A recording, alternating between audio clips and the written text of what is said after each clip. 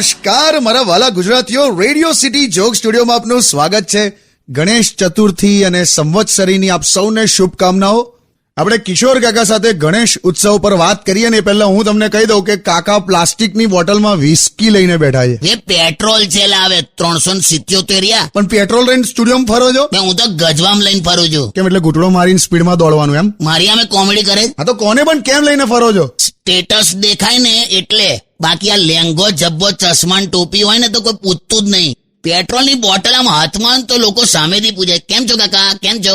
એટલે હું બોટલ લઈને ફરો છું? પણ સખત મોંઘું થયું જ નહીં.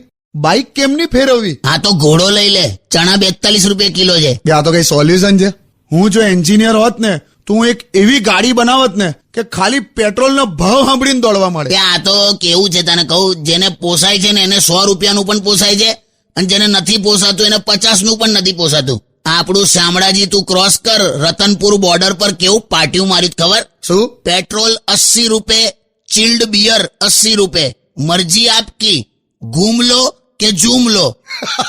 ઝૂમે જ છે બધા. તમે ધ્યાન રાખજો, ભૂલમાં આમાંથી ઘૂંટડો ના પી લેતા. ના ના, એ તો પછી આપણું પીયુસી કઢાવવું પડે. ફૂલ માઇલેજ વાળું સોંગ વગાડ ચાલ. એમ Only on